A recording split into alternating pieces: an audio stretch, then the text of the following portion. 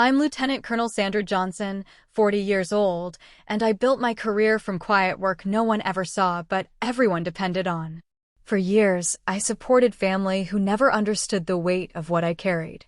But when my aunt mocked me in front of a room full of people, calling me a secretary, while her seal son sat right there, I made a choice that changed everything.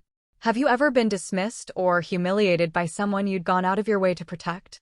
If you have, tell me your story in the comments. You're not the only one. Before we get into what happened, tell me where you're watching from. And if you've ever had to stand your ground after being underestimated, hit like and subscribe for more stories about boundaries, respect, and reclaiming your worth. What happened next might surprise you. I sat at Marjorie's dining table, running my finger along the rim of my wine glass while she arranged serving dishes with the precision of someone who'd hosted this meal 100 times before. The roast was perfect. The napkins matched the tablecloth. Everything about the evening screamed careful orchestration, which should have been my first warning sign. Sandra, honey, would you pass the rolls? Marjorie's smile was warm, practiced. She'd been my aunt for 38 years, my second mother for most of them. Tonight felt different, though. Something in the air had shifted. Nathan sat across from me, his sealed trident gleaming against his dress uniform. He was home on leave, still carrying that quiet intensity that comes from operating in places most people can't pronounce. He'd been watching me since I arrived, his expression unreadable. Not hostile, just careful. Alert. So Sandra, Marjorie began, her tone bright and conversational. Still doing the admin work at the base? I took a slow sip of wine. I run operations. There's administrative work involved, but that's not the primary function. Oh, of course. She waved her hand dismissively. I just mean, desk work. Not like Nathan's job. He's out there really serving. Nathan's jaw tightened slightly. I caught it because I'm trained to catch micro-expressions, subtle shifts in body language that signal discomfort or danger. He knew something his mother didn't. Different roles require different skill sets, I said evenly. The military needs both. My mother, Elaine, reached for the potatoes with a little too much enthusiasm, trying to redirect. This roast is delicious, Marge. You'll have to give me the recipe. But Marjorie was already committed to her trajectory. I'd seen this pattern before over years of family dinners and holiday gatherings. The subtle comparisons. The gentle minimizing of my career while Nathan's accomplishments took center stage. Usually I let it slide. Tonight felt different. I just think it's interesting, Marjorie continued, how some people handle the dangerous work and others handle the paperwork that supports it. Both important, of course. Nathan set his fork down. Mom. What? I'm just saying Sandra has a nice, safe job. Nothing wrong with that. I could have corrected her then. Could have explained that my last 3 deployments took me to places where one wrong decision meant body bags coming home. Could have detailed the operations I'd planned and executed, the intelligence that prevented attacks, the networks I'd dismantled piece by careful piece. Instead, I took another sip of wine. I do what I'm trained to do, I said. And you're very good at it, I'm sure. Marjorie's smile was indulgent, the kind you'd give a child who'd drawn a nice picture. Nathan's told me about some of his missions. Well, what he can tell me. It sounds absolutely terrifying. I'm glad you don't have to deal with that kind of stress. Nathan was staring at his mother now with something close to alarm. He knew. He absolutely knew, and he was trying to signal her to stop. But Marjorie Bennett had never been good at reading rooms. The stress in my work is different, I offered. More analytical. Exactly. Brain work, not physical danger. Much better suited to you. My mother made a small sound, something between a cough and a protest. She knew more than Marjorie did, though not everything. Security clearances create strange boundaries in families, invisible walls where information stops flowing. I looked at Nathan. He gave me the smallest shake of his head, a gesture so subtle his mother wouldn't have caught it. A warning. Or maybe a plea. How long is your leave? I asked him, changing the subject with the smoothness of someone who'd deflected thousands of questions in interrogation rooms. 2 weeks, he said, relief evident in his voice. Then back to Virginia. Still at Little Creek? Yeah. Training pipelines keeping me busy. Marjorie laughed. Unlike Sandra's calendar. I bet you could take a vacation whenever you wanted. Actually, the operation tempo's pretty high right now, I said. I'm averaging 70-hour weeks. Doing what though?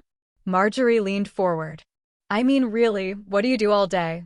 Nathan's training constantly, deploying, putting himself in harm's way. What's your typical day look like? The question wasn't innocent curiosity. It was a challenge wrapped in concern, designed to prove her point. I'd seen this interrogation technique used by amateurs who thought they were being subtle. It never worked on me. I can't discuss operational details, I said. See, that's what I don't understand. Nathan can't talk about his missions either, but we see the results. The medals, the commendations. I've never seen you in uniform, not once in how many years? 16? 18, I corrected. And my work doesn't generate public recognition. Convenient, she said, still smiling. Nathan's knuckles were white around his knife. Mom, you should drop this. Why? I'm just curious about what my niece does. She's been in the Air Force almost 2 decades, and I still don't really know what her job is. Doesn't that seem strange to you? No, Nathan said flatly. It doesn't. Well, it does to me. Some people handle real danger, real operations. Others shuffle papers and make it sound more important than it is. The room went very quiet. Even my mother, who normally played peacemaker, seemed frozen. I set my wine glass down carefully, making sure it made no sound against the wood. I run intelligence operations, I said, my voice level and professional. The paperwork is incidental to the actual mission work. Intelligence. Marjorie's tone made the word sound quaint. So you read reports? Analyze data? Meanwhile, Nathan's jumping out of helicopters and clearing buildings. Different missions require different expertise, I said. The special operations community relies heavily on intelligence support to be effective. Support, Marjorie repeated. Exactly. Supporting the real operators. That's what I mean. You support people like Nathan who actually do the dangerous work. Nathan's voice cut across the table. Mom. Stop. What? I'm complimenting her support role. You're embarrassing yourself. Marjorie blinked, clearly not expecting her son to push back. I'm just being honest about the difference between combat roles and desk jobs. You don't know what you're talking about, Nathan said. I know my son is a Navy SEAL who risks his life, and my niece works in an office. I could have left it there. Should have, probably. Let Nathan handle his mother's misunderstanding and extract myself from the situation with my clearance intact. But 18 years of subtle dismissal had built up behind my teeth, and Marjorie's smile had gone from condescending to triumphant. I don't work in an office, I said quietly. I run operations. Black operations. The kind that don't make the news because they can't. Marjorie laughed. Oh, Sandra. I'm sure what you do feels very important. What's your code name? Nathan asked suddenly. His mother frowned. What? If she's running operations, she has a code name. What is it? He was giving me an out, I realized. A chance to de-escalate by staying vague. But Marjorie's expression had shifted from condescending to openly mocking, and something in me decided she'd earned the truth. Oracle 9, I said. Nathan went absolutely still. His face drained of color so fast I briefly worried about his blood pressure. The fork in his hand clattered onto his plate. Mom, he said, his voice barely above a whisper. Stop talking right now. But Marjorie was already laughing, missing entirely the change in her son's demeanor. Oracle 9? That sounds like something from a movie. Mom. Please. Nathan's voice carried a note I'd never heard before. Fear. What? It's ridiculous. Sandra's sitting here pretending she's some kind of, she outranks everyone at this table, Nathan said. Everyone I've ever served with. Everyone I'll ever serve with. Mom, you need to stop talking right now. Marjorie's laugh died in her throat. She looked between Nathan and me, confusion replacing her certainty. What are you talking about? Nathan's hands were shaking slightly. I noticed because I notice everything. Oracle 9 isn't a code name. It's a call sign. It means she's running theater-level intelligence operations. It means she's probably cleared higher than my commanding officer. It means he stopped, running his hand over his face. Mom, I can't even tell you what it means because I don't have the clearance to know what she actually does. That's absurd. She's my niece. I've known her since she was born. And I'm your son, and I'm telling you to stop. Nathan's voice was hard now, the tone he probably used with subordinates who were about to do something catastrophically stupid. Please. Marjorie turned to me, her expression shifting from confusion to something harder. Is this true? Are you really this oracle person? Yes, I said simply. Then why have you never said anything? Why let everyone think you're just doing administrative work? Because operational security matters more than your opinion of my career, I said. The words came out colder than I'd intended, but I was done managing her feelings. My mother made a soft sound of distress. Sandra. No, I want to know. Marjorie's voice was rising. If you're so important, why all the secrecy? Why not just tell us? Because people like you don't need to know, I said. The work I do stays classified for a reason. It's not about impressing family members at dinner parties. People like me? Marjorie's face flushed. I'm your aunt. I've supported you your entire career. You've minimized my career for 18 years, I corrected. Every promotion, every assignment, every achievement, you've dismissed them as administrative fluff while celebrating Nathan's accomplishments. Because Nathan's accomplishments are visible. He's earned medals, commendations, so have I said quietly. You've just never seen them because they're classified. The last operation I ran prevented a coordinated attack on 3 U.S. embassies. Before that, I dismantled a weapons trafficking network that was supplying IEDs to insurgents. I've been deployed to 17 countries, worked with every special operations unit in the DoD, and briefed the National Security Council 4 times. But sure, I'm just a glorified secretary. The silence that followed was absolute. Even the sound of traffic outside seemed to fade away. Nathan was staring at his plate. My mother had tears in her eyes. Marjorie looked like I'd slapped her. I didn't know, she said finally. You didn't want to know, I replied. You wanted me to be what you decided I was. It was easier than accepting that maybe you didn't understand what I did. If you'd just told me, I couldn't tell you. That's what classified means. And even if I could have, you wouldn't have believed me. You wanted Nathan to be the hero and me to be the support staff. It fit your narrative better.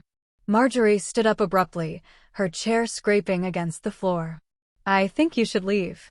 Marge, my mother started, but Marjorie cut her off. No. She comes into my home, to my dinner table, and insults me. Accuses me of not supporting her. After everything I've done for her. I stood slowly, placing my napkin beside my plate. Thank you for dinner. Sandra, wait. Nathan was on his feet too. Mom, you're being stay out of this, Nathan. I won't. She's right. You've been dismissive of her career for years. I've heard you do it. And now that you know the truth, you're kicking her out instead of apologizing. She doesn't get to talk to me that way in my own home. She told you the truth, Nathan said. That's all she did. I grabbed my jacket from the coat rack. My mother followed me to the door, her face stricken. Honey, maybe if you just know, I said gently. I'm done explaining myself to someone who doesn't want to understand. I drove home in silence, my hands steady on the wheel despite the adrenaline still flooding my system. It wasn't the confrontation itself that bothered me. I'd handled worse in interrogation rooms, boardrooms, and combat zones. It was the weight of 18 years of minimized accomplishments finally coming to the surface. Oracle 9. The call sign I'd earned after running a successful operation in Syria that extracted 3 captured NATO intelligence officers. The designation meant I had tactical command authority over special operations units, that I could authorize missions worth millions of dollars, that I briefed generals and admirals on threat assessments that shaped military strategy. And my aunt thought I pushed papers. My phone buzzed with a text from Nathan. I'm sorry. I tried to warn her. I didn't respond. What was there to say? At home, I poured another glass of wine and sat on my back porch, watching the sun set over the base in the distance. The classified folders in my safe contained details of operations that would never make the news, names of assets whose lives depended on my discretion, intelligence assessments that predicted threats months before they materialized. Important work. Essential work. Work that had cost me relationships, sleep, and pieces of my peace of mind. But to Marjorie, I was just a glorified secretary. The anger had faded by the time I finished my wine. What remained was clarity. I'd spent 18 years trying to maintain a relationship with someone who fundamentally didn't respect what I did. Not because she was malicious, but because she decided what my career was worth without ever asking questions. Without ever considering that the secrecy itself might indicate significance. I thought about the moment Nathan's face had changed. The recognition, the fear. He understood what Oracle 9 meant because he operated in that world. He'd seen the intelligence briefings, worked with people who had clearances like mine, understood the weight of classification. His mother didn't, and more importantly, she hadn't wanted to. My phone buzzed again. This time it was my mother. Please call me when you can. Marge is very upset. I deleted the message. The next morning, I was back on base at 0500 hours, reviewing intelligence reports from overnight operations. Major Renee Park dropped a folder on my desk and whistled low. You look like you got into a fight with a brick wall. Family dinner, I said. Say no more. Renee had her own stories about relatives who didn't understand classified work. What happened? My aunt called me a glorified secretary in front of her SEAL son. Renee's eyes widened. Please tell me you corrected her. I gave her my call sign. Oracle 9. Renee started laughing. Oh God. What did the SEAL do? Went pale and told his mother to stop talking. Beautiful. Absolutely beautiful. Renee sat on the edge of my desk. Let me guess. She still didn't get it. She kicked me out for being disrespectful. Of course she did. Because admitting she was wrong would require acknowledging she's been wrong for years. Renee shook her head. Civilians. I swear, they think anything that doesn't involve a rifle and a uniform photo is clerical work. Nathan understood.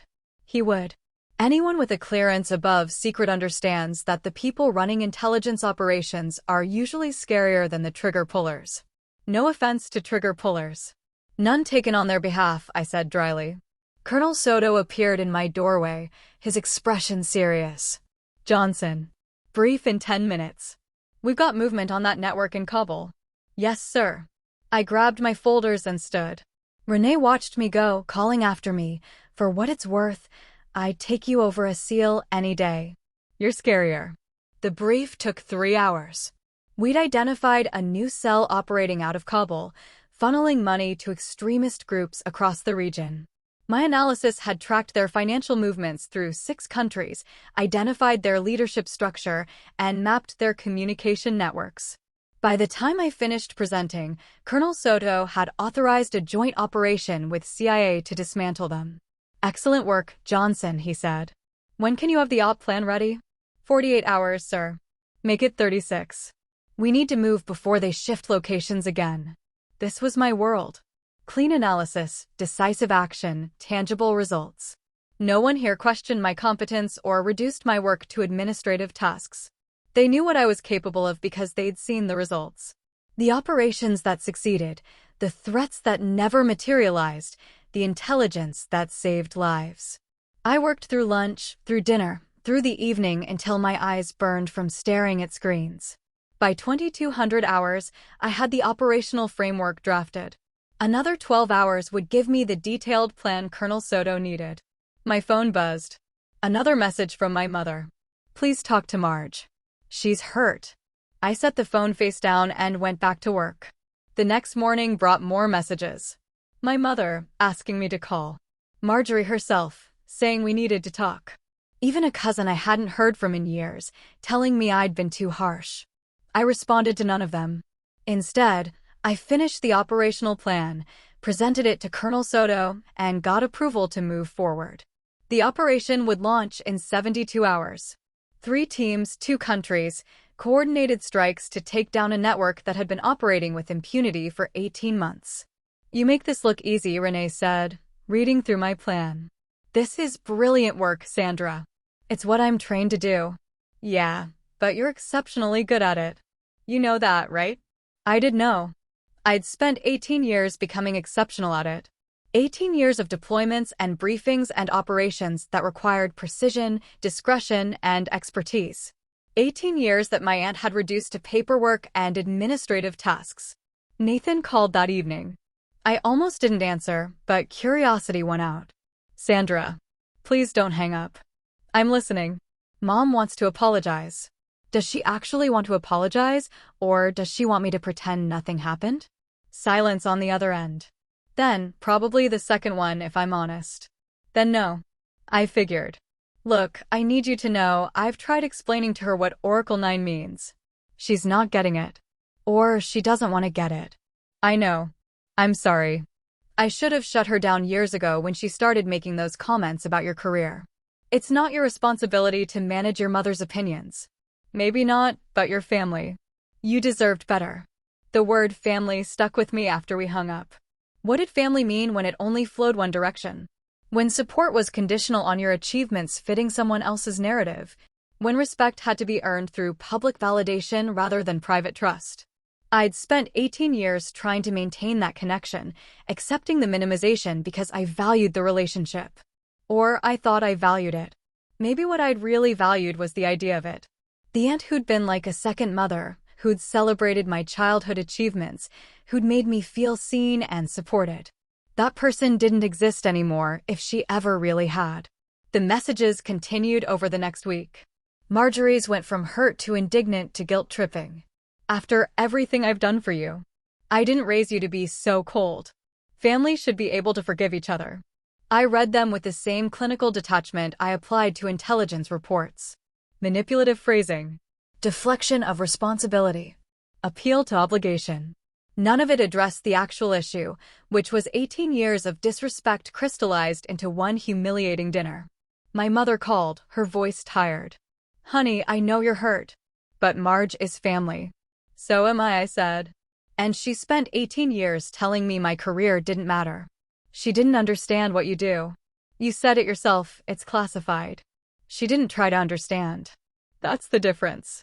She made assumptions and then mocked me for them. She feels terrible. She feels embarrassed. That's not the same as sorry. My mother sighed. What do you want from her? Nothing. That's the point. I'm done wanting her approval or respect or understanding. She doesn't have to care about my career. But I don't have to maintain a relationship with someone who actively diminishes it. That's very harsh, Sandra. It's a boundary, I corrected. There's a difference. The operation in Kabul went off flawlessly.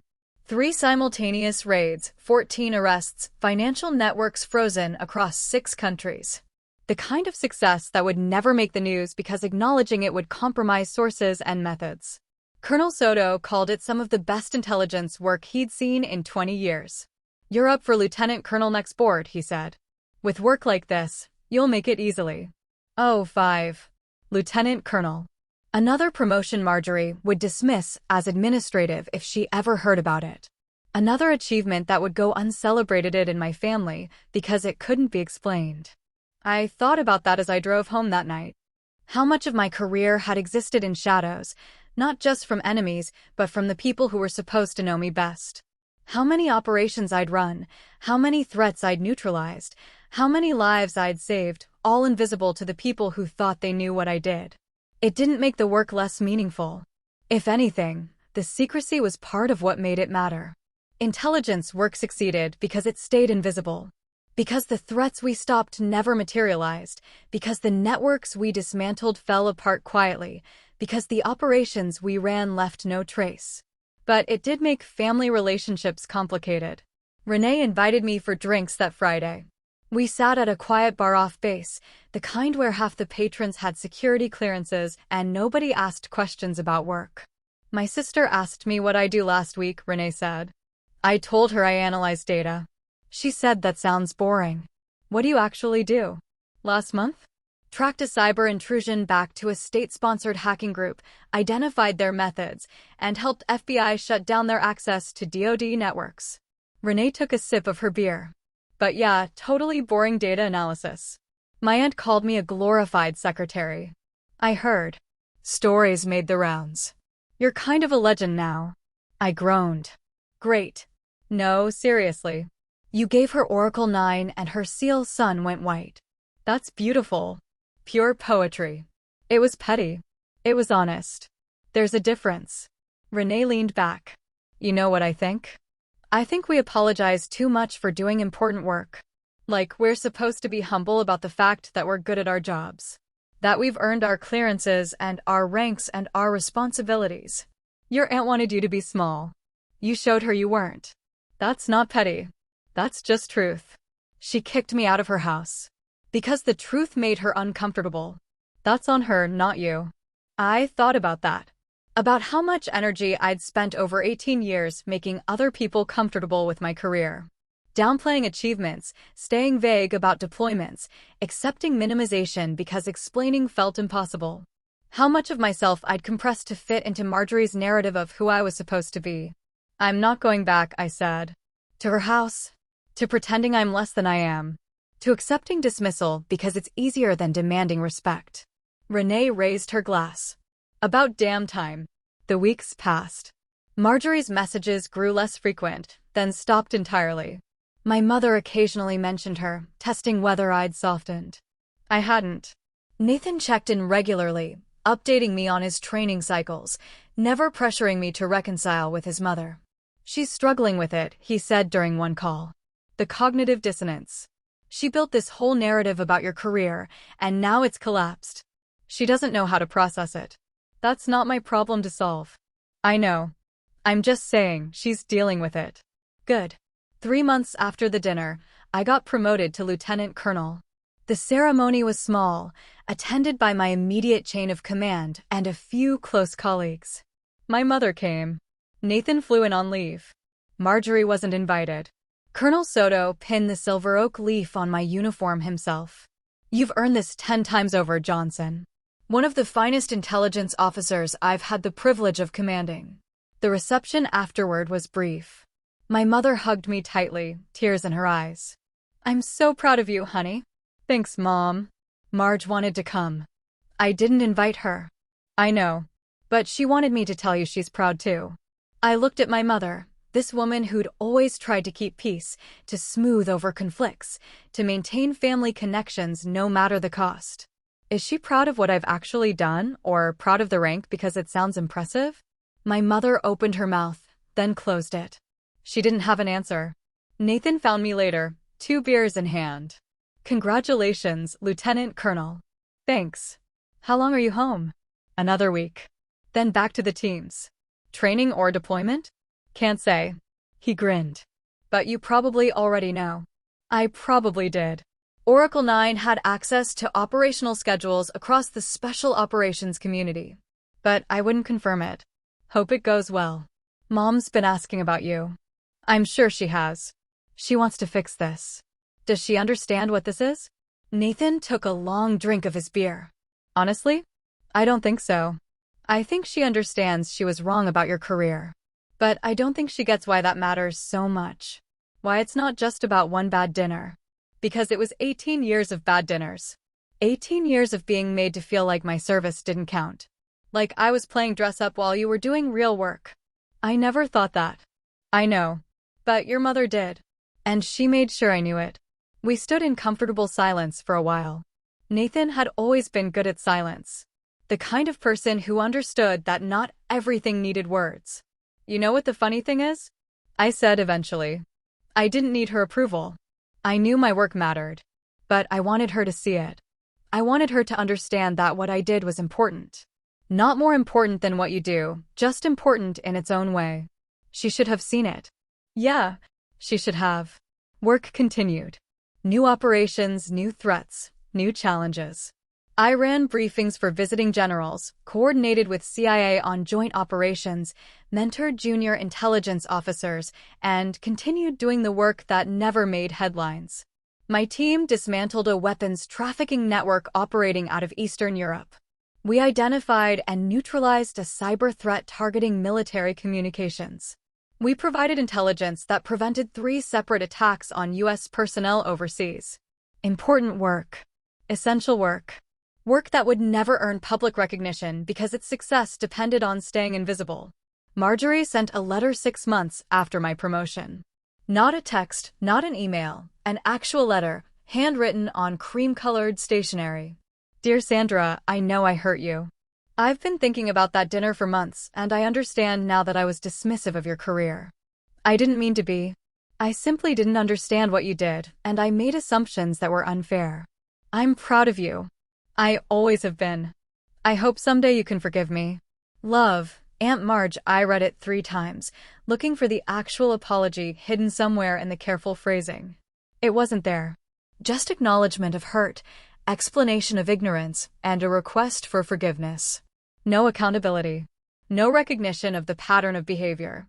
No understanding that the issue wasn't one dinner, but 18 years. I filed the letter away and didn't respond. You could throw her a bone, my mother suggested when I mentioned it. Let her know you received it. Why? Because she's trying. She's trying to make herself feel better. That's different from actually making amends. My mother sighed. You've gotten very hard, Sandra. I've gotten clear about boundaries. Those aren't the same thing. The conversation bothered me, though. The suggestion that maintaining a boundary was hardness, that refusing to accept a non-apology was somehow cruel. I thought about it during my run that evening, feet pounding the pavement while my mind worked through the logic. Hardness would be punishing Marjorie, seeking revenge, trying to hurt her the way she'd hurt me. I wasn't doing any of that. I was simply refusing to maintain a relationship that had become one-sided and disrespectful. I was declining to invest energy in someone who'd made clear they didn't value my career or my accomplishments. That wasn't hard. That was healthy. Renee agreed when I vented to her over lunch. Your mom's from a generation that thinks family peace matters more than individual dignity. She wants you to absorb the disrespect so everyone can pretend things are fine. I'm tired of pretending things are fine. Good. You should be. You're a lieutenant colonel running classified operations. You brief generals. You have tactical command authority over special operations units. You've spent nearly 2 decades becoming exceptional at one of the hardest jobs in the military. And your aunt thinks you push papers. Screw that. I feel guilty, though. Of course you do. She trained you to feel guilty. Every dismissive comment, every minimized achievement, that was training you to accept less than you deserve. Renee pointed her fork at me. But you know what? You don't owe her access to your life. You don't owe her forgiveness. You don't owe her anything except basic civility, and even that's debatable. The guilt faded over time. What replaced it was something steadier, certainty. Certainty that I'd made the right choice. That boundaries weren't punishment, but protection. That respect couldn't be demanded, but it also couldn't be optional. A year after the dinner, I was sitting in my office when Nathan called. Hey, got a minute? Always. What's up? I'm at MacDill for a briefing. Ran into Colonel Soto. He speaks very highly of you. He's a good commander. He said you're the best intelligence officer he's worked with in 30 years. Said your operational instincts are uncanny. That's generous of him. Sandra. Nathan's voice was serious. I need you to hear this. What you do matters. I know Mom never understood that. But everyone who works with you knows. The SEALs you've supported, the operations you've planned, the intelligence you've provided, it matters. It saves lives. My throat tightened unexpectedly. Thanks, Nathan. I should have said it years ago. Should have shut Mom down the first time she made one of those comments about desk jobs. I didn't, and I'm sorry. You're not responsible for your mother's opinions. No, but I'm responsible for mine. And my opinion is that you're one of the most competent, capable officers I've ever encountered. Your work has directly supported missions I've run. Intelligence you provided has kept my guys safe. So thank you. For your service and for being good at what you do. After we hung up, I sat for a long time, staring at the wall of my office. The commendations I couldn't display publicly. The operation photos that remained classified. The evidence of 18 years of service that existed only in locked safes and encrypted files. It was enough. It had to be enough. Because the people who understood the work, who saw the results, who benefited from the intelligence, they knew. They respected it. And their respect meant more than Marjorie's approval ever could. The story could have ended there. Clean boundaries, professional success, personal peace. But life rarely provides clean endings. 18 months after the dinner, my mother called with news. It's Marge. She's sick. The diagnosis was serious. Cancer, aggressive, poor prognosis. My mother delivered the information in a careful, neutral tone, waiting to see how I'd respond. "I'm sorry to hear that," I said. And I was. Being angry at someone didn't mean wishing them harm. "She's been asking for you." "Mom." "I know. I know you have boundaries. But she's scared, Sandra. And she's family." I thought about it for 3 days. Weighed obligation against self-preservation. Considered whether this changed anything fundamental about our relationship or just added urgency to an already complicated situation. In the end, I went to see her. Not because she deserved it, not because I'd forgiven her, but because I could live with seeing her one more time. I couldn't live with refusing and wondering later if I should have. Marjorie looked smaller in the hospital bed, diminished by illness in ways that had nothing to do with our history. She smiled when I walked in, a tentative expression that didn't quite reach her eyes. "Sandra, you came. Mom said you wanted to see me." "I did. I do." She gestured to the chair beside her bed. "Please sit." I sat, keeping my posture neutral, professional. This was a courtesy call, nothing more. "I've been thinking a lot," Marjorie began. "About that dinner. About everything I said." "Okay. I was wrong. Not just wrong, I was cruel. I diminished your career because I didn't understand it, and I didn't try to understand it because it was easier to assume I knew what you did. I waited. There had to be more." Nathan explained what Oracle 9 means. Or what he could explain without violating security clearances. He said you have authority over operations he could only dream of running. He said people with your clearance level usually brief presidents. She looked at me, really looked at me, for what felt like the first time in years. "I'm sorry. I'm genuinely, deeply sorry for not seeing you clearly." The apology landed differently than the letter had. Maybe because death puts things in perspective. Maybe because she'd had time to actually think instead of just react.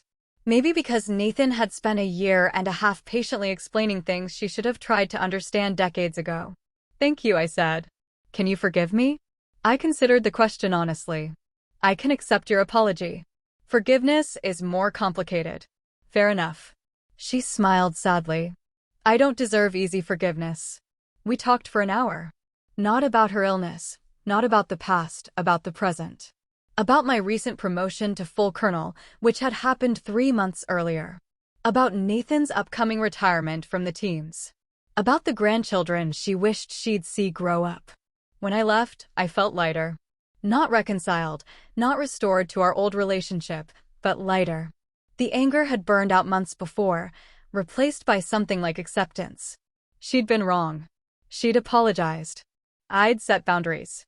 We'd all survive. Marjorie died 6 weeks later, surrounded by family. I attended the funeral, stood beside Nathan during the service, and accepted condolences with grace. My mother squeezed my hand afterward. "Thank you for coming. It meant a lot to her that you visited. It was the right thing to do. She loved you, you know. Even when she didn't show it well." "I know. And I did know. Love and respect weren't the same thing. You could love someone and still fail to see them clearly. Still minimize their achievements, still project your expectations onto their reality, still hurt them without meaning to." The funeral reception was subdued. People shared memories of Marjorie, her generosity, her hosting skills, her devotion to family. No one mentioned the complicated relationships, the unresolved tensions, the years of small hurts that accumulated into larger wounds. Funerals weren't for honesty. They were for comfortable myths. Nathan found me on the back porch, escaping the crowd. "You doing okay?" "Yeah. You." I knew it was coming, but it still hit hard. He was quiet for a moment. "She did love you. She was just terrible at showing it toward the end." "I know. She read your letter. The one you sent after you visited. She read it every day." I'd written it carefully, threading the needle between honesty and kindness. Acknowledging her apology, explaining my boundaries, wishing her peace. It felt important to put things in writing, to leave a record that wasn't just anger and hurt. "I'm glad," I said. "She told me once, near the end, that she was proud of you. Really proud. Not just of your rank, but of who you'd become. She said you were stronger than she ever was." The words should have felt validating. Instead, they just felt sad. All those years she could have said it, could have shown it, could have seen me clearly, and she'd waited until she was dying to finally understand. "Thank you for telling me," I said. We stood together in the fading light, two military officers who'd chosen different paths but ended up in similar places. Understanding sacrifice, embracing duty, serving in ways most people would never see or understand. "I'm putting in my retirement papers next month," Nathan said suddenly. 20 years. Yeah, time to do something else. Maybe teach. Maybe consult. Definitely something that doesn't involve getting shot at. You've earned it. So have you. When's your retirement? I laughed. I'm not sure I know how to be anything else. You'll figure it out when the time comes. He looked at me seriously. You know what Mom said was right, though? You are stronger than most people. Stronger than me, probably. Different strengths. Maybe. But you set boundaries and kept them. You demanded respect and didn't back down when it was easier to just give in. That takes guts. We went back inside eventually, rejoining the reception, playing our roles as grieving family members. But Nathan's words stayed with me through the rest of that evening and into the weeks that followed. Strength. Not hardness, not coldness, not cruelty. Strength. The strength to say this isn't acceptable and mean it. The strength to walk away from relationships that diminished rather than supported. The strength to value your own accomplishments even when others couldn't or wouldn't. 3 months after Marjorie's funeral, I was sitting in a classified briefing room at the Pentagon, presenting threat assessments to a room full of flag officers. Colonel Soto introduced me with his characteristic efficiency. Lieutenant Colonel Johnson has been tracking this network for 18 months. Her analysis is impeccable. The brief went well. Questions were sharp but fair. My answers were thorough, backed by solid intelligence. By the time I finished, the Joint Chiefs had authorized a multi-theater operation based entirely on my recommendation. Walking out of the Pentagon that afternoon, I thought about Marjorie. About how she'd never known this version of me existed. The version who briefed generals, who ran operations spanning continents, who made decisions that shaped national security policy. Maybe that was okay. Maybe not everyone needed to see every version of who we were. Maybe it was enough that the people who mattered, my colleagues, my commanders, the people I served with, understood and respected the work. I called Nathan from my car. Hey, got a question for you. Shoot. When you were deployed, how did you deal with the fact that most people back home had no idea what you actually did? He was quiet for a moment. I stopped caring what they thought. The guys I served with knew. The missions we ran mattered. That was enough. Yeah, I said. That makes sense. Mom stuff still bothering you? Not bothering me. Just thinking about it. About what she understood versus what she didn't. About whether it mattered. Did it? I thought about that. It mattered at the time. Now? Less so. That's growth, Nathan said. You're allowed to move on. After we hung up, I sat in the Pentagon parking lot for a long time, watching officers and civilians move through their days. All of them carrying stories no one else would fully understand. All of them serving in their own ways, visible or invisible, celebrated or silent. My phone buzzed with a message from Renee. Heard your brief went well. Drinks to celebrate. I smiled and typed back, yes. Pick the place. Life moved forward. It always did. New operations, new threats, new challenges. I continued doing work that mattered, with people who understood its value. I maintained boundaries with family members who struggled to see me clearly. I built relationships with colleagues who respected my expertise. 6 months later, I made full colonel. The promotion ceremony was larger this time, attended by more people, covered with more formality. Colonel Soto had moved on to a new assignment, but he flew back for the ceremony, insisting he wouldn't miss it. You're going places, Sandra, he said afterward. Mark my words, you'll be wearing stars before you retire. I'm not sure about that, sir. I am. You've got the instincts, the experience, and the results. DoD needs more general officers who understand intelligence operations. You'd be perfect. The idea stayed with me. General officer. Oh, 7 or higher. The kind of rank that came with significant responsibility and even more significant pressure. The kind of rank that required sacrificing even more privacy, more time, more pieces of yourself to the mission. I wasn't sure I wanted it. But I also wasn't sure I didn't. That night, I stood in my backyard, looking up at the stars, thinking about Marjorie. She died believing I was important, finally understanding that my work mattered. But she never really understood what the work was. Never knew about the operations I'd run, the threats I'd stopped, the lives I'd saved. And that was okay. Some things weren't meant to be shared. Some accomplishments lived only in classified folders and encrypted files. Some victories were silent, celebrated only by the people who understood what they'd prevented rather than what they'd achieved. My career had taken me places most people would never see, shown me threats most people would never imagine, and given me responsibilities most people couldn't fathom. I'd earned every rank, every clearance, every call sign. I'd paid for them with time and relationships and pieces of my peace of mind. But I'd also built something that mattered. Something that made a difference. Something that would outlast any family drama or personal conflict. Oracle 9. A call sign that meant something to the people who needed to know. A designation that carried weight in the communities where it counted. A symbol of 18 years of exceptional service in work that stayed invisible by design. Marjorie had called me a glorified secretary. She'd been wrong, and she'd eventually understood that. But more importantly, I'd never needed her to be right. I'd known my value all along. I'd just wanted her to see it. In the end, though, her seeing it or not seeing it hadn't changed anything fundamental. The work remained important. The operations continued. The threats were neutralized. And I kept serving, kept analyzing, kept providing the intelligence that kept people safe. Some people only understand the worlds they recognize. The rest of us serve where they never look, doing work they'll never see, making a difference they'll never know about. And that's enough. It has to be. Because the work itself is the point, not the recognition. The mission is what matters, not the acknowledgement. The service is its own reward, even when it's invisible. I went back inside, poured a glass of wine, and sat down to review the briefing materials for tomorrow's meeting. Another operation to plan. Another threat to assess. Another day of work that would never make headlines, but would absolutely make a difference. My phone buzzed one more time. Nathan, sending a photo of himself in civilian clothes. First day of retirement. Feels weird, but good. I smiled and typed back, "Congratulations. You earned it." His response came quickly, "So did you." When you're ready. When I was ready. Maybe someday. But not today. Today, there was work to do. Operations to run.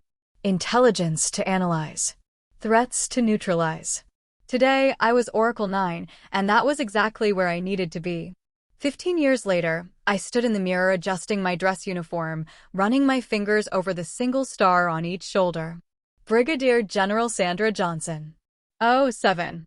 The promotion had come through 6 months ago, and I still wasn't entirely used to the weight of it, not the physical weight of the insignia, but the responsibility it represented.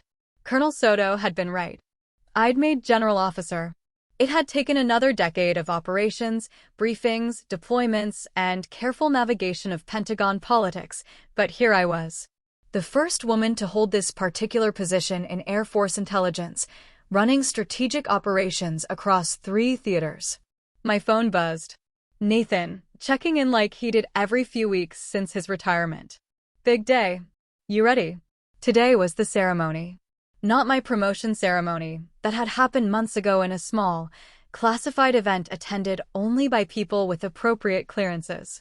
No, today was different. Today, the Air Force was dedicating a new intelligence operations center, and I was giving the keynote address. More importantly, the center was being named after Colonel Adrian Soto, who'd passed away 2 years ago from a sudden heart attack. Ready as I'll ever be, I typed back. Wish I could be there. Me too. Nathan had moved to Montana after retirement, bought a small ranch, and was living the quiet life he'd always talked about during deployments. He'd married a woman named Rebecca, a nurse who'd never served but understood what it meant to serve. They had a daughter, Emma, who was now 13 and apparently showing interest in the Naval Academy. Life moved in strange circles that way. I drove to the base, waving at the gate guard who snapped a sharp salute when she saw the star on my vehicle. That still felt surreal too. Being saluted by officers, having people stand when I entered a room, watching colonels who'd once outranked me, defer to my authority. Major General Patricia Reeves met me at the operations center, her 2 stars catching the morning sunlight. She'd been my mentor for the past 7 years, grooming me for exactly this kind of leadership position. Sandra. Good morning. Morning, ma'am. How are you feeling about the speech? Confident. Colonel Soto deserves the recognition, even if most people will never know what he actually did. Patricia smiled. The people who need to know will know. That's what matters. The ceremony started at 10:00 hours. The crowd was smaller than a typical military ceremony, only about 200 people, all with appropriate clearances. No press, no public spectators, no family members who didn't have need to know. This was an intelligence community event, which meant it stayed within the community. I'd written the speech myself, spending weeks getting the balance right, honoring Colonel Soto's legacy without compromising classified information, explaining the importance of intelligence work without revealing operational details, making people understand the significance of what we did while maintaining the secrecy that made our work effective. When it was my turn to speak, I stepped up to the podium and looked out at the audience. Intelligence officers from every branch, CIA personnel, NSA representatives, contractors with top-secret clearances, people who understood the world I'd lived in for 33 years. Colonel Adrian Soto once told me that intelligence work succeeds because it stays invisible, I began. That the best operations are the ones no one ever hears about, because the threats we stop never materialize. The attacks we prevent never happen. The networks we dismantle fall apart quietly, without fanfare or headlines. I paused, letting that sink in. For 32 years, Colonel Soto embodied that principle. He ran operations that saved countless lives. He mentored officers who went on to lead the intelligence community. He made decisions that shaped national security policy in ways the public will never know and can never appreciate. And he did it all without seeking recognition, without demanding acknowledgement, without needing validation from people who couldn't understand the scope of his work. I saw heads nodding throughout the audience. These were my people. They understood. This operations center bears his name because the people in this room know what he accomplished. We know the operations he ran, the threats he neutralized, the lives he saved. We know because we worked beside him, learned from him, and continued the mission he dedicated his life to. And while the world outside these gates will never understand the significance of this dedication, we do. We know. And that's enough. The applause was measured, professional. These weren't people who demonstrated emotion publicly. But I saw the respect in their faces, the understanding in their eyes. They'd all served with people like Colonel Soto. They'd all run operations that would never make headlines. They'd all made sacrifices that would never be publicly acknowledged. After the ceremony, I spent 2 hours doing meet and greets, shaking hands, accepting congratulations on my promotion, answering questions from junior officers who wanted advice on building intelligence careers. It was the part of general officer life I'd had to learn, the visibility, the mentorship expectations, the understanding that my experience now belonged to the next generation. A young Air Force captain approached me nervously. General Johnson? I'm Captain Lisa Chin. I just wanted to say thank you. For what, Captain? For showing me this career path is possible. I'm in my 4th year as an intelligence officer, and I've been told more times than I can count that women can't do strategic operations, that we're better suited for analytical roles. Seeing you make general officer, running theater operations, it matters. I looked at this young woman, maybe 26 years old, and saw myself 3 decades ago.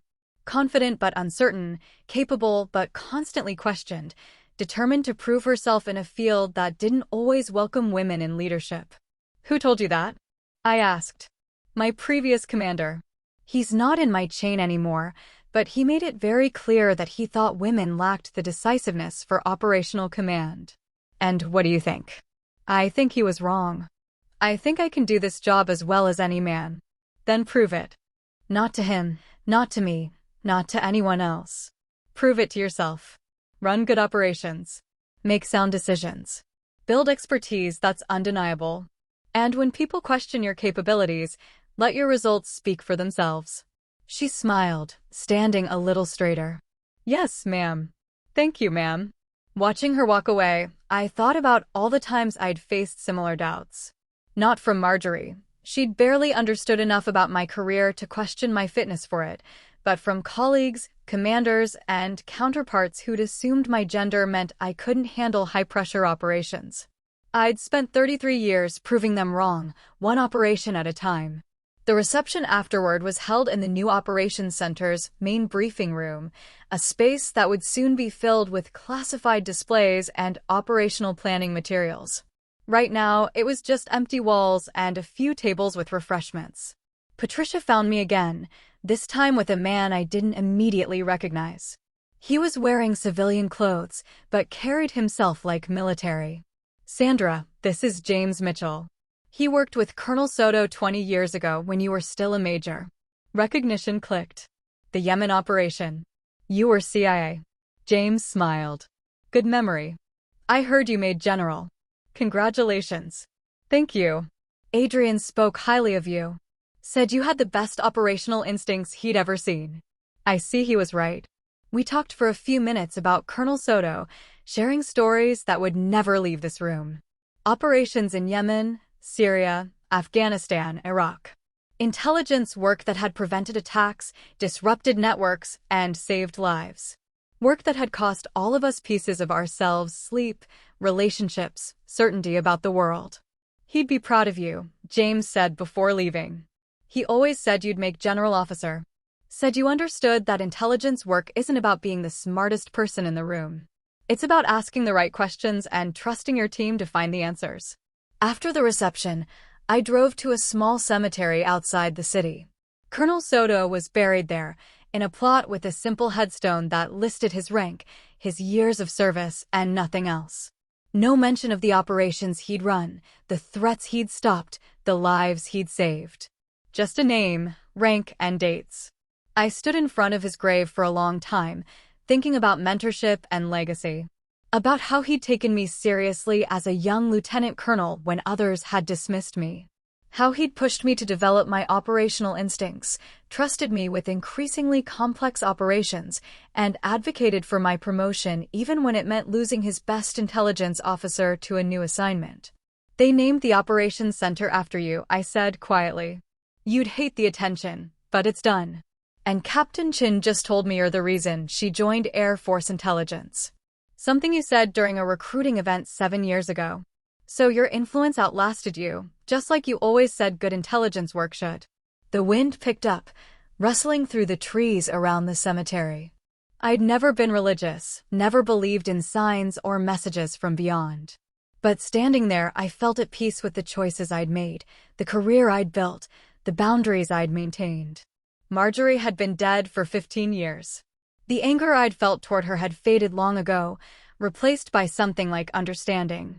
She'd been limited by her own experiences, unable to see beyond what she recognized. That wasn't malice. It was just human nature. People understood what they could see, and intelligence work was designed to stay invisible.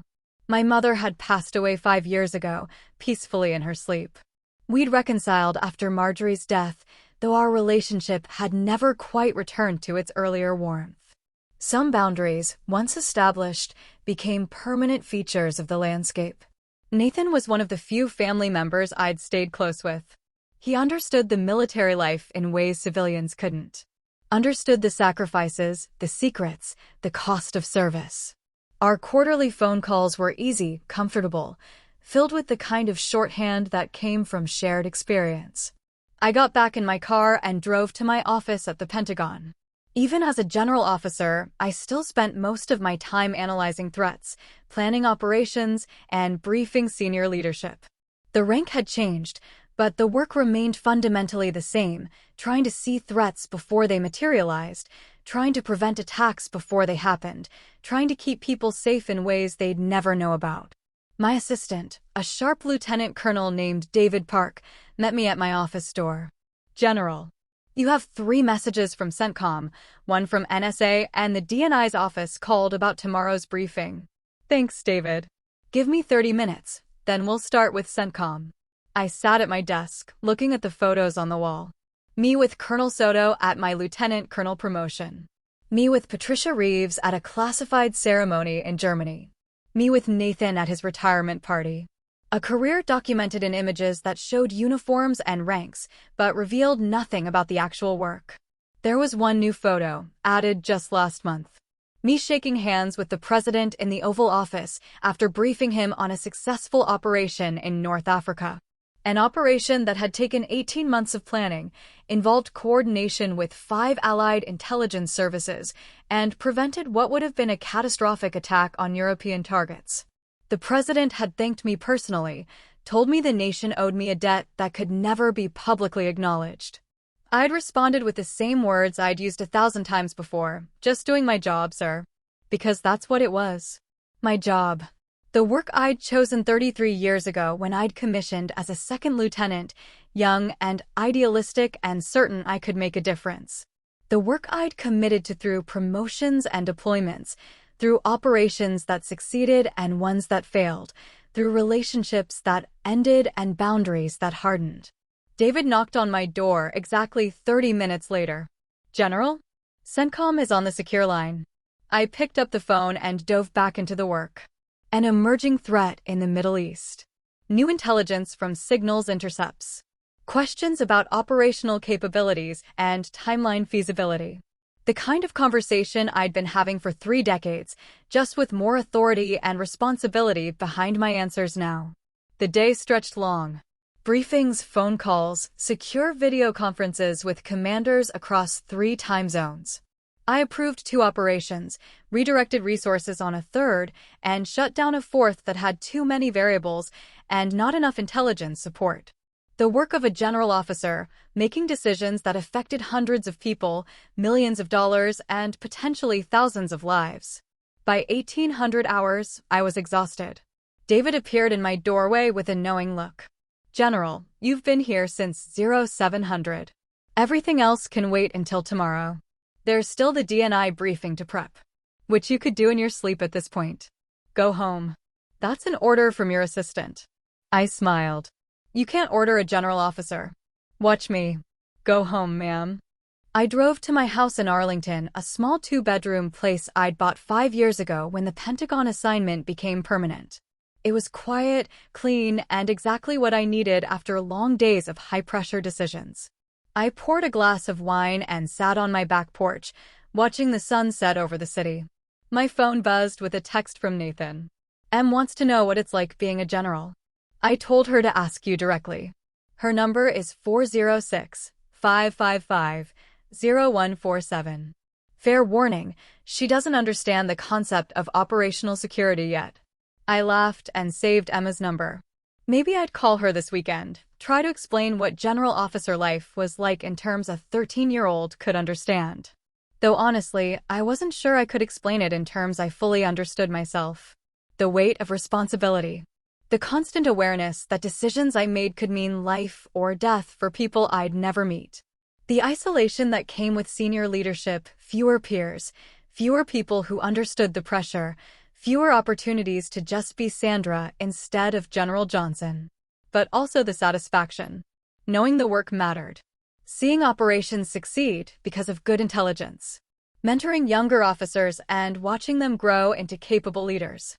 Making a difference in ways that would never be publicly acknowledged, but were no less real for their invisibility.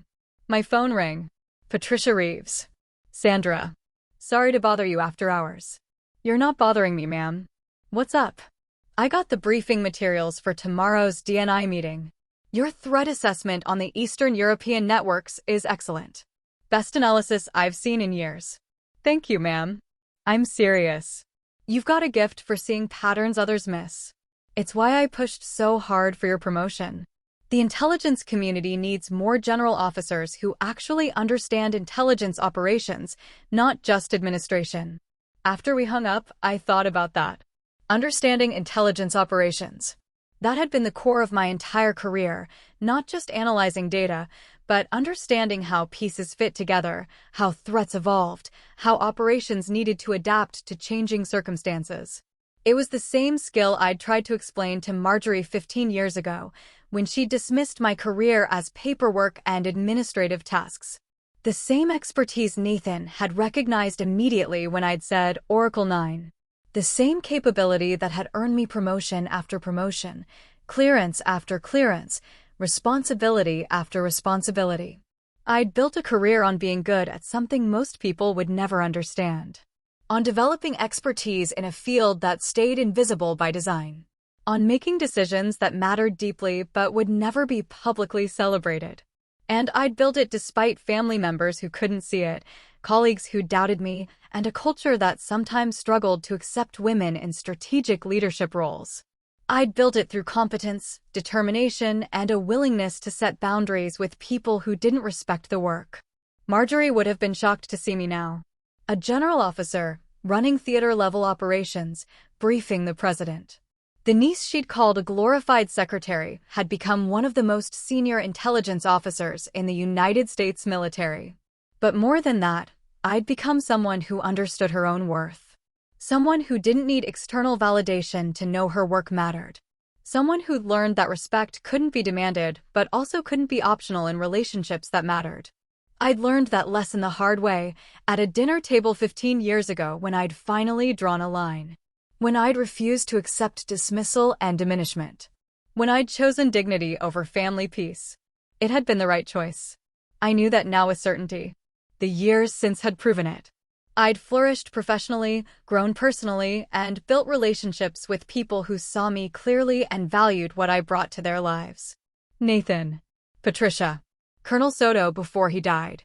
Dozens of colleagues and mentors who'd understood the work, respected the expertise, and treated me as an equal. Those relationships had sustained me through deployments and operations, through promotions and setbacks, through the long years of service that had brought me here. My phone buzzed again.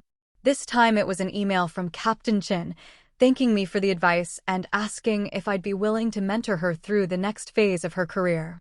I replied immediately, yes. Let's set up a monthly call. Send me your schedule. Because that was part of the responsibility now. Not just running operations and briefing senior leaders, but bringing the next generation along. Making sure young officers like Captain Chen had the support and guidance I'd received from people like Colonel Soto. Making sure they understood that intelligence work mattered, even when it stayed invisible. That their contributions were essential, even when they couldn't be publicly acknowledged. That they could build careers that made a real difference, even if their families never fully understood what they did. The sun had fully set by the time I went back inside. I had emails to answer, briefing materials to review, decisions to make. But for a moment, I just stood in my kitchen, glass of wine in hand, and let myself feel satisfied with the life I'd built. 33 years of service.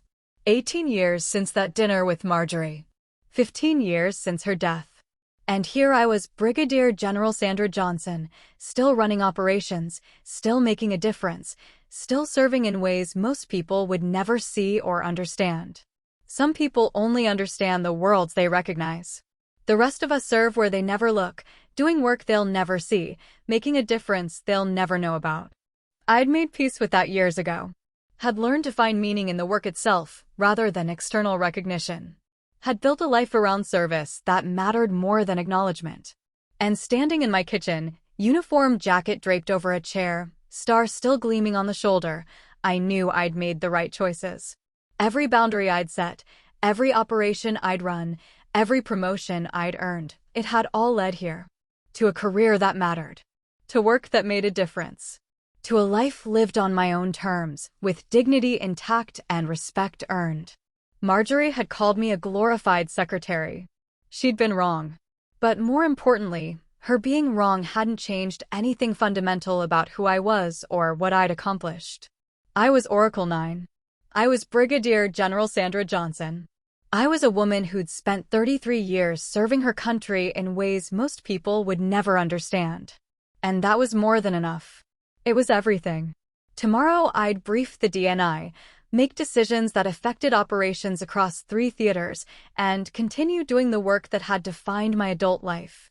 But tonight, I'd sit with the satisfaction of a career well built, a life well lived, and boundaries well maintained.